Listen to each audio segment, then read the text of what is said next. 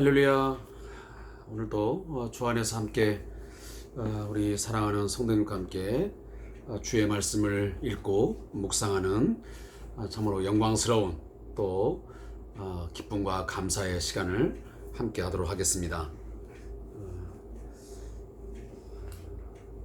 먼저 우리 찬송 303장 날 위하여 십자가의 중앙고통 받으사, 우리 찬양을 들으시면서 함께 예배를 시작하도록 하겠습니다.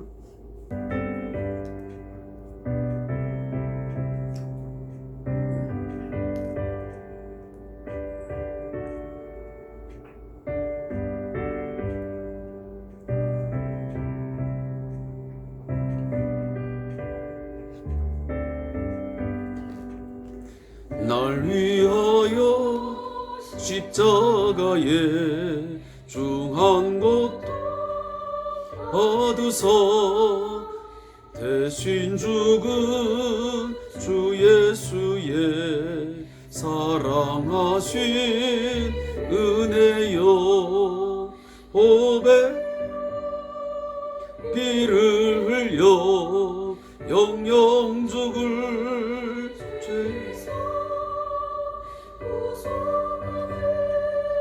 받은 우리 어찌 찬양 안 할까. 수 안에 있는 우리 한량없이 즐겁고 주 성령의 위로함이 마음속에 차도다.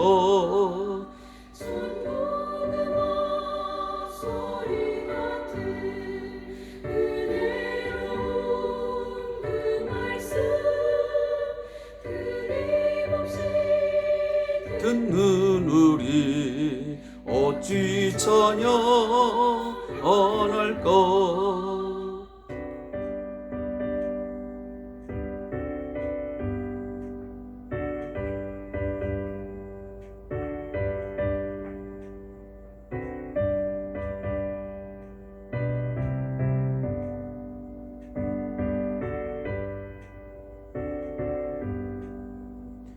이 세상에 모진 풍파 쉬지 않고 불어도 주님 안에 보호받는 우리 마음 변하다.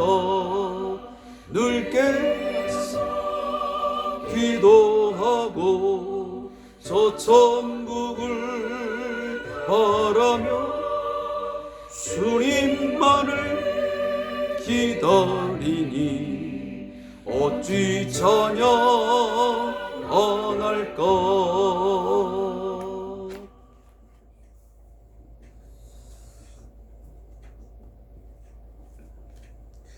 오늘 우리 함께 묵상할 하나님의 말씀은 요한계시록 14장 14절부터 15장 8절까지의 말씀을 함께 읽고 묵상하도록 하겠습니다.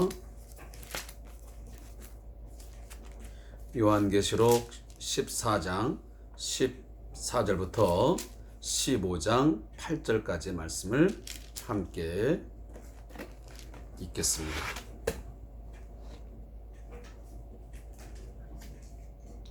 신약성경 413페이지 414페이지까지 읽겠습니다. 말씀을 함께 읽습니다. 또 내가 보니 흰 구름이 있고 구름 위에 인자와 같은 이가 앉으셨는데 그 머리에는 금 면류관이 있고 그 손에는 예리한 낫을 가졌더라. 또 다른 천사가 성전으로부터 나와 구름 위에 앉은 이를 향하여 큰 음성으로 외쳐 이르되 당신의 낫을 휘둘러 거두소서. 땅의 곡식이 다 익어 거둘 때가 이르렀음이니이다 하니 구름 위에 앉으신 이가 낫을 땅에 휘두르매 땅의 곡식이 거두어지니라. 또 다른 천사가 하늘에 있는 성전에서 나오는데 역시 예리한 낫을 가졌더라. 또 불을 다스리는 다른 천사가 제단으로부터 나와 예리한 낫 가진 자를 향하여 큰 음성으로 불러 이르되 내 예리한 낫을 휘둘러 땅에 포도송이를 거두라. 그 포도가 익었느니라 하더라. 천사가 낫을 땅에 휘둘러 땅에 포도를 거두어 하나님의 진노의 큰 포도주 틀에 던짐에 성 밖에서 큰 그 틀이 밟히니 틀에서 피가 나서 마을 굴레까지 닿았고 1600 스타디온에 퍼졌더라. 또 하늘에 크고 이상한 다른 이적을 보매 7 천사가 7 재앙을 가졌으니 곧 마지막 재앙이라. 하나님의 진노가 이것으로 마치리로다. 또 내가 보니 풀이 섞인 유리바다 같은 것이 있고 짐승과 그의 우상과 그의 이름의 수를 이기고 벗어난 자들이 유리바다가에 서서 하나님의 검은고를 가지고 하나님의 종 모세의 노래 어린 양의 노래를 부르리되 주 하나님 곧 전능하신 이시여 하시는 일이 크고 놀라우시도다. 만국의 왕이시여 주의 길이 의롭고 참되시도다. 주여 누가 주의 이름을 두려워하지 아니하며 영화롭게 하지 아니하오리까. 오직 주만 거룩하시니이다. 주의 의로우신 일이 나타났음에 만국이 와서 주께 경배하리다 하더라. 또 이 일 후에 내가 보니 하늘의 증거 장막의 성전이 열리며 7 재앙을 가진 7 천사가 성전으로부터 나와 맑고 빛난 세마포 옷을 입고 가슴에 금띠를 띠고 내 생물 중에 하나가 영원토록 살아계신 하나님의 진노를 가득히 담은 금 대접 7을 그 7 천사들에게 주니 하나님의 영광과 능력으로 말미암아 성전의 연기가 가득 차매 7 천사의 7 재앙이 마치기까지는 성전에 능히 들어갈 자가 없더라. 아멘.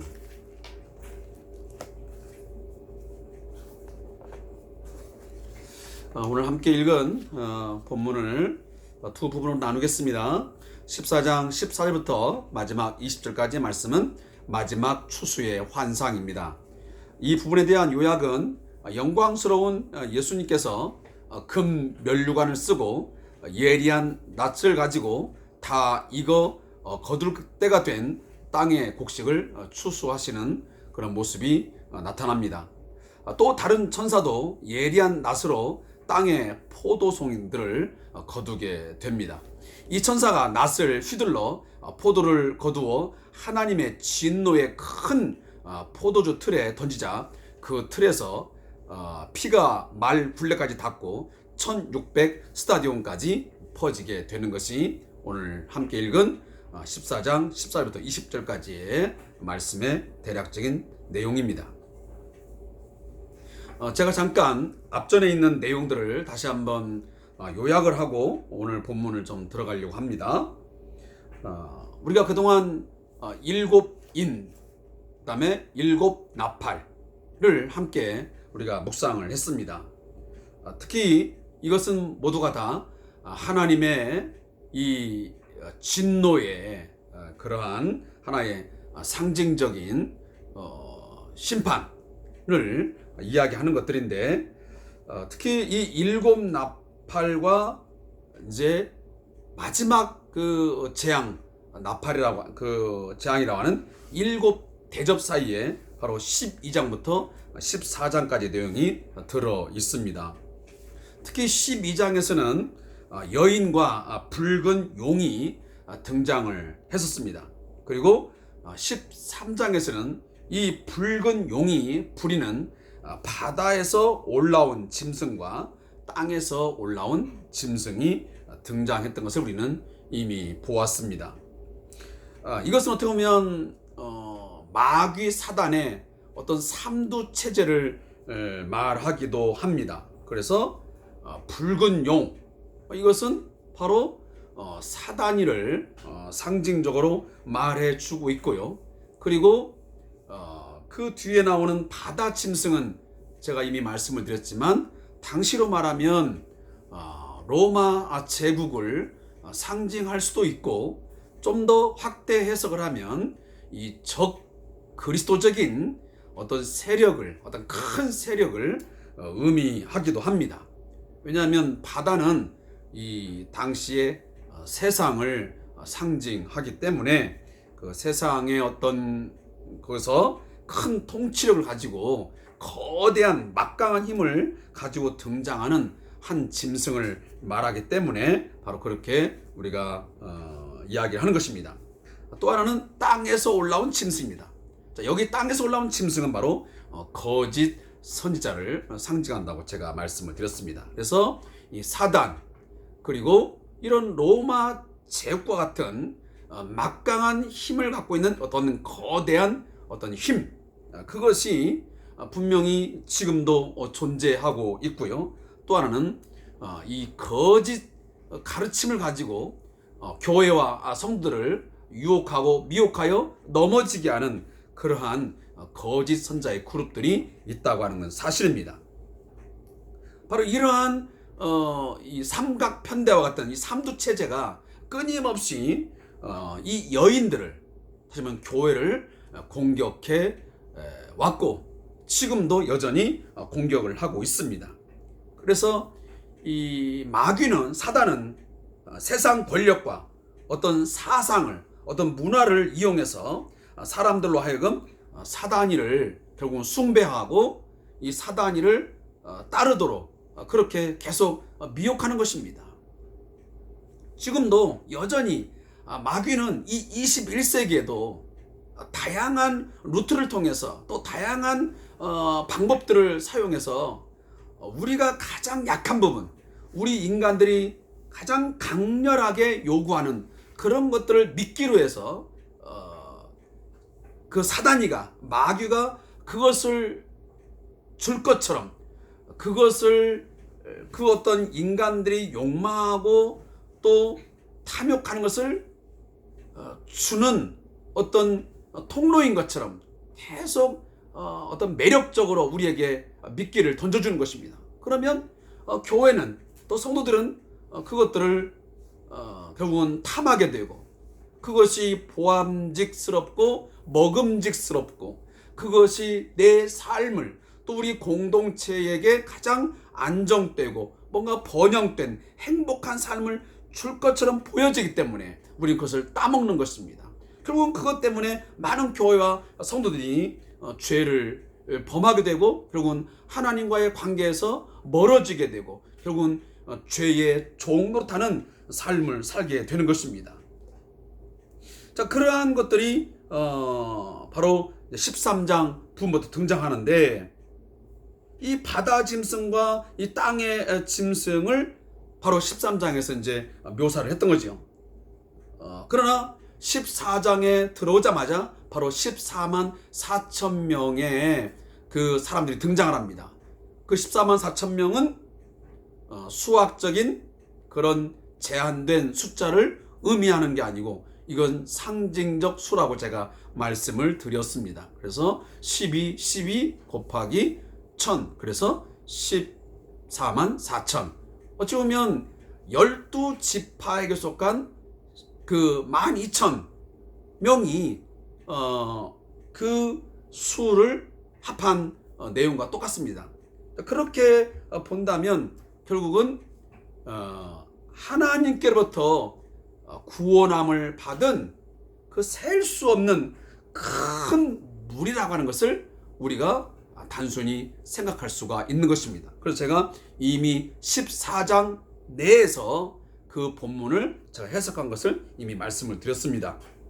그래서 14장 이제 말미에 가보면 이처럼 마귀와 사단이 세상 권력을 통해서 또 거짓 선자를 통해서 미혹하고 유혹하고 우리를 넘어뜨리려 공격해 오지만, 그 순간에 성도들이 믿음으로 인내하여 하나님의 계명과 예수에 대한 믿음을 지키게 되면 반드시 하나님의 구원을 얻게 되고 하나님의 영광에 참여하게 된다는 것을 말씀을 드렸습니다.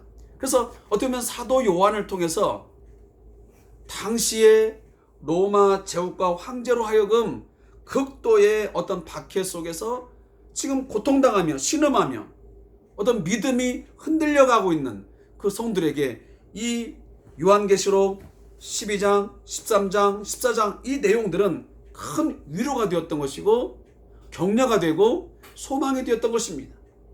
비록 우리가 지금 사단이와 그리고 이 로마라고 하는 이 거대한 권력에 의해서 또 거짓 선자를 통해서 심히 힘든 그리고 위기와 같은 상황에 몰려 있지만은 반드시 우리가 하나님의 계명을 지키고 예수 그리스도를 나의 주, 나의 왕으로 믿고 섬기며 살아간다면 반드시 승리하게 된다. 하나님의 영광에 동참하게 된다. 하나님 우리에게 반드시 영광과 승리를 주신다. 라는 이 메시지로 받게 되었던 것입니다. 오늘 이제 14장 이제 마지막 마무리를 하고 있습니다. 근데 이 본문에 보면 14장 14절에 보면 뭐라고 나왔습니까? 흰 구름이 있고 구름 위에 인자와 같은 이가 앉으셨네 라고 오늘 본문이 시작되고 있습니다. 자, 이 부분은 지금 어떤 이야기들을 하고 있는 거냐면 이 구름은 구약 성경에 보면 특히 신약에도 마찬가지지만 신적 존재가 등장을 할 때에 하나님이 뭔가 임재할 때에 이러한 현상들이 일어났습니다. 그래서 구름이 등장을 하고 그리고 어떤 자연세계가 놀라운 어떤 광경이 일어나면서 하나님이 그곳에 임재하여 하나님의 말씀이 선포되고 하나님의 영광이 드러나는 그런 일이 참 많았지 않습니까? 자, 예수님이 변화산상에서의 그 모습도 또 예수님께서 부활하여 승천할 때도 바로 구름이라는 단어가 등장을 하고 있습니다. 따라서 여기 흰 구름, 구름 위에 인자, 이것은 이 신적 존재이신 예수 그리스도가 하나님의 영광의 보좌에 앉으셨다고 하는 것을 오늘 상징적으로 보여주기 위해서 오늘 구름이 오늘 여기에 본문에 보면 기록된 것입니다. 그래서 구름 위에 인자와 같은 이가 앉았다 그랬습니다. 아마 분명 예수님이 다시 오실 때도 이런 모습들은 그대로 그려지고 있습니다. 재림할 때 예수님도 구름 가운데서 임재하신다는 것을 우리에게 누누이 말씀을 통해서 강조해 주겠습니다. 근데 그 예수님의 모습을 오늘 본문에 보면 머리에 큰 면류관을 쓰셨고 그 손에는 예리한 낫을 가지신 분으로 등장을 합니다. 자, 이것은 뭐랍니까? 예수님의 초림은 매우 초라하고 어찌 보면 흠모할 만한 그런 모습이 있지 않았습니다. 그는 연약한 모습으로 그리고 매우 초라한 그러한 곳에서 출생을 하셨습니다. 그러나 지금 우리 가운데 함께 하시는 그 주님은 그리고 마지막 나팔을 통해서 오시는 그 재림의 주님은 초림의 예수님과는 전혀 다른 그런 차원의 모습이 될 것입니다. 가장 영광스럽고 가장 찬란한 모습, 우리들이 정말 형용할 수 없는 그런 놀라운 모습으로 왕 같은 그런 심판자의 모습으로 이 땅에 주님은 재림하실 것입니다. 그래서 큰 멸관을 썼다 합니다. 다시 말하면 왕적인 존재로서 예수님이 이 땅의 심판주로, 다시 말하면 이 땅을 심판하시는 그런 분 등장하고 그 손에 예리한 낫을 갖다 다시 말하면 추수를 하신다는 것입니다. 사랑하는 성도 여러분, 우리가 전도서 7장에 보면 세상에는 다 때가 있습니다. 심을 때가 있으면 거둘 때가 있다라고 말씀합니다. 하나님께서 이 땅에 복음을 심으셨습니다. 영원한 복음, 구원의 복음을 지금까지 뿌리셨습니다. 그리고 그 후에는 반드시 거둘 때가 있습니다. 지금도 지속적으로 하나님께서는 낫을 통해서 거두어 드리고 있습니다.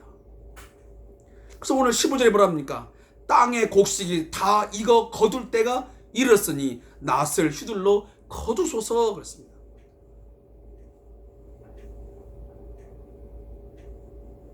문제는 뭐냐면 낫을 통해서 이제 곡식들을 거둘 때에 알곡은 모아서 창고에 들여지지만, 하늘 창고에 들여지지만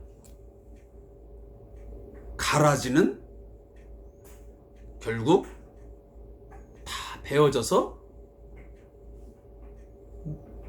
태워짐으로 버려지게 된다는 사실입니다. 이게 얼마나 두렵고 무서운 메시지인지를 우리 성도님들이 잘 깨닫고 알아 들으셔야 됩니다. 우린 너무도 막연하게 나는 알곡일 거야 라고 믿지만, 진짜 알곡이 될 수 있을까? 제가 이번 주 그 성경 공부 시간에 잠깐 그런 얘기 했습니다. 마태복음 7장에 나오는 주여 주여 하는 자마다 다 천국에 들어갈 것이요, 들어갈 것이 아니요 오직 아버지의 뜻대로 행하는 자야 들어가리라. 이게 중요한 우리에게 경고의 메시지요, 우리로 하여금 뭔가 정말 우리의 신앙을 번뜩 정말 깨우치게 되는 그런 메시지가 아니겠습니까? 나는 주여 주여 하면서 부르면서 예배를 하면서 내가 하나님을 섬기면서 삶을 살아가지만 그렇게 했다고 해서 다 천국에 들어가느냐? 그렇지 않다는 것입니다. 아버지의 뜻대로 행하는 자. 아버지의 뜻이 뭐냐면 진정으로 너희들이 하나님을 아버지로, 주 예수 그리스도를 생명의 주로, 너의 삶의 주인으로 섬기면서 살았느냐 라고 하는 것이 가장 중요한 키포인트라는 것입니다.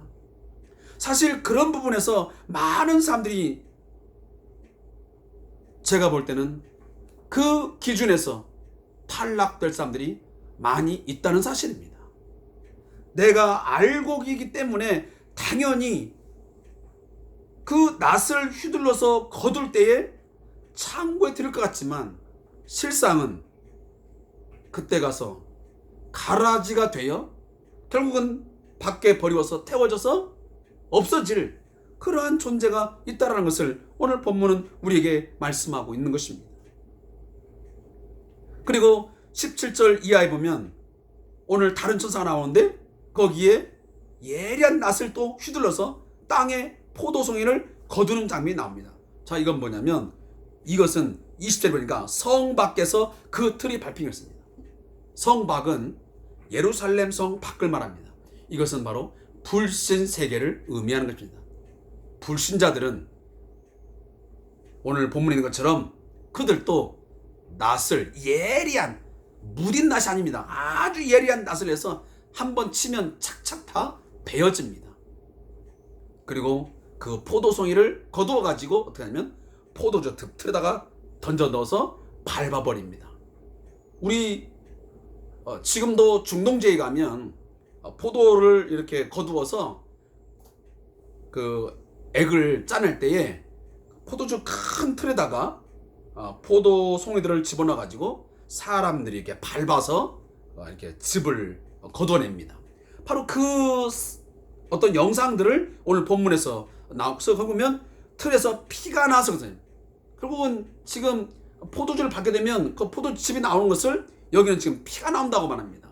그러니까 하나님께서 이 불신자들을 향하여 심판하여 어떤 행위가 해질 때에 그것을 통해서 나오는 어떤 결과적인 것들이 얼마나 처참하고 얼마나 비참한 것인가를 생생하게 보여주고 있습니다.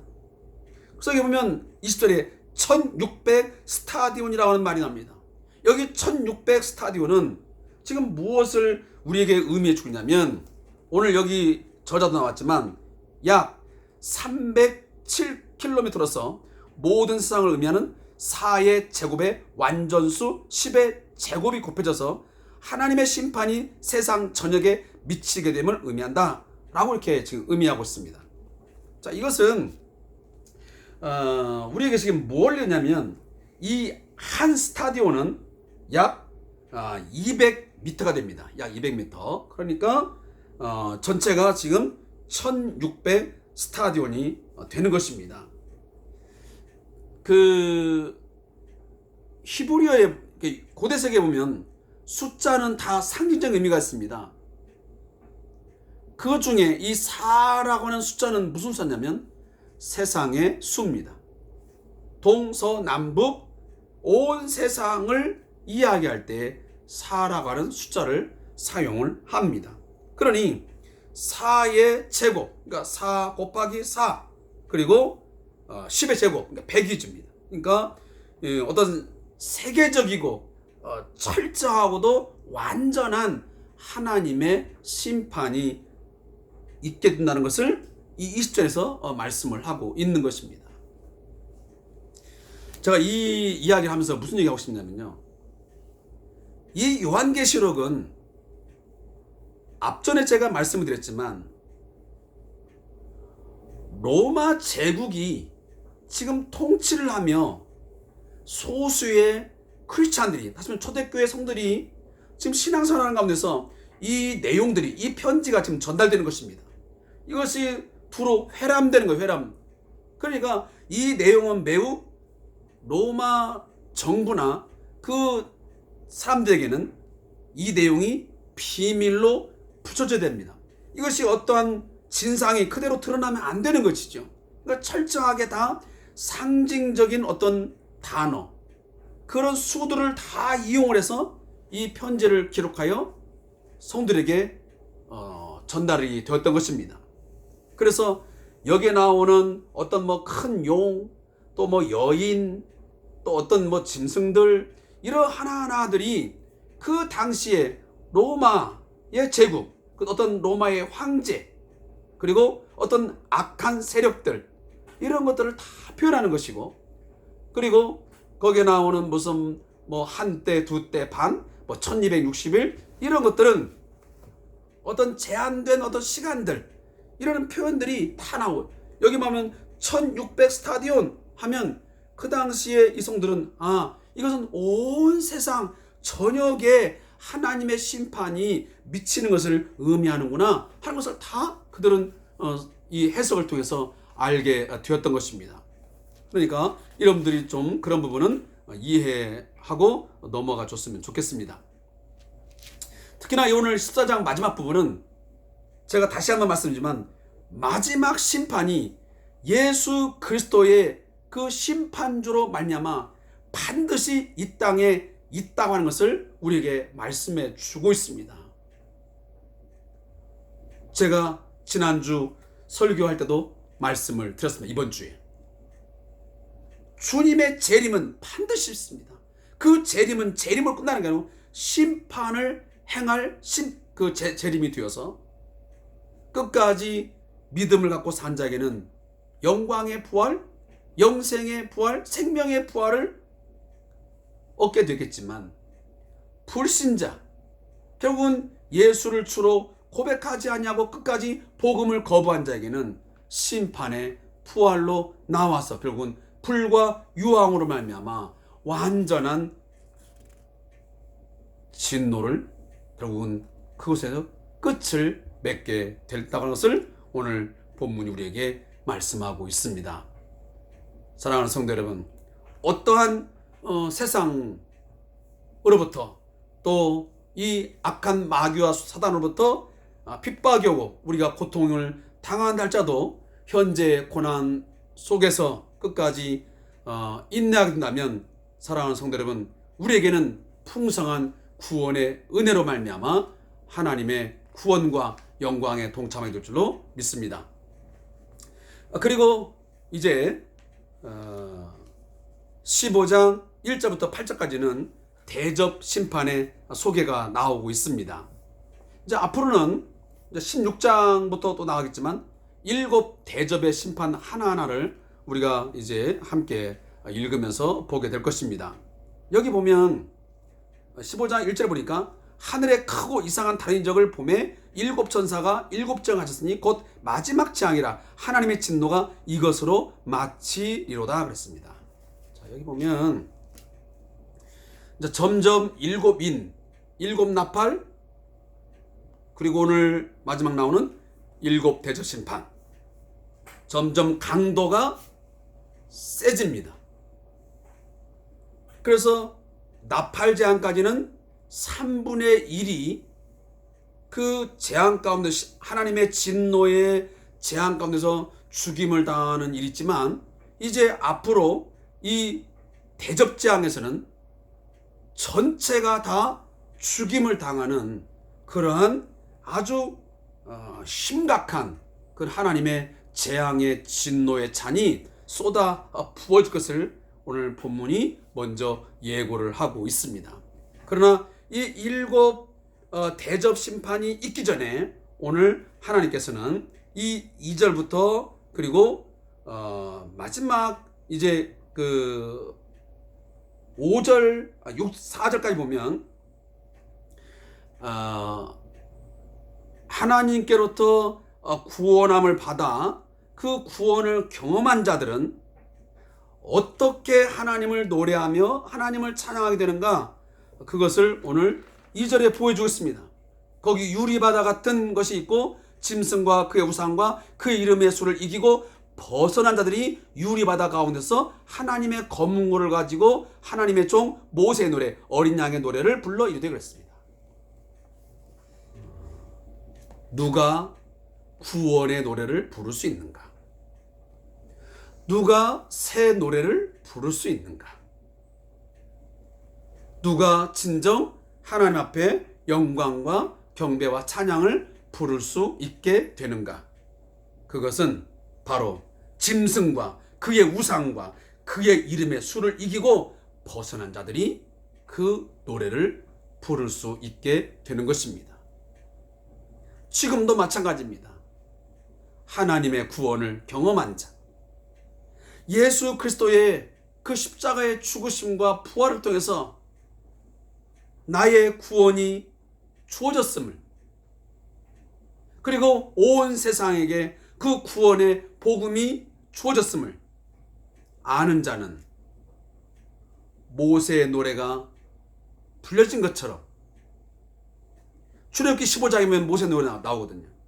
그 노래는 뭐냐면 애굽에서 430년 동안 종살이를 하다가 홍해를 건너서 하나님의 그 큰 은혜로 말미암아, 큰 능력으로 말미암아 구원받은 자들이 그 모세의 노래를 통하여 하나님의 그 위대한 능력과 은혜를 찬양하지 않습니까? 제가 오늘 그 노래를 다 읽어볼 수 없지만 여기에 간단하게 설명하고 있습니다. 주 하나님 곧 전능한 이시니여 하시는 일이 크고 놀라우시다. 만국의 왕이시여 주의 길이 의롭고 참되시다. 주여 누가 주의 이름을 두려워하지 아니하오며 영화롭게 하지 아니하오리까? 오직 주만 거룩하시니다. 주의 의로우신 일이 나타났음에 만국이 와서 주께 경배하리다 하더라 그랬습니다. 자, 많은 내용이 있지만 단 한 가지만 제가 언급하고 넘어가겠습니다.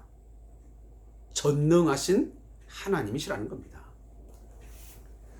여러분은 전능하신 하나님을 진정으로 고백하고 믿고 있습니까? 사실 한번 우리가 그 현장에 있지 않았지만 홍해 바다를 막 건너가지고 올라온 그들을 한번 우리 생각해 보십시오.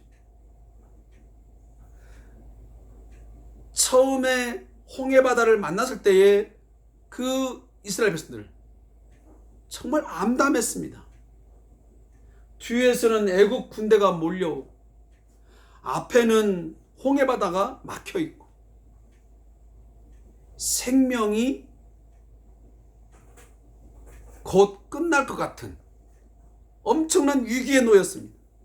그런데 하나님께서 기적적으로 하나님의 능력으로 그 홍해를 갈라 주심으로 그들에게 생명을 얻게 하셨고 그들의 대적인 애국 군대는 그 홍해에 다 수장시켜 버렸습니다.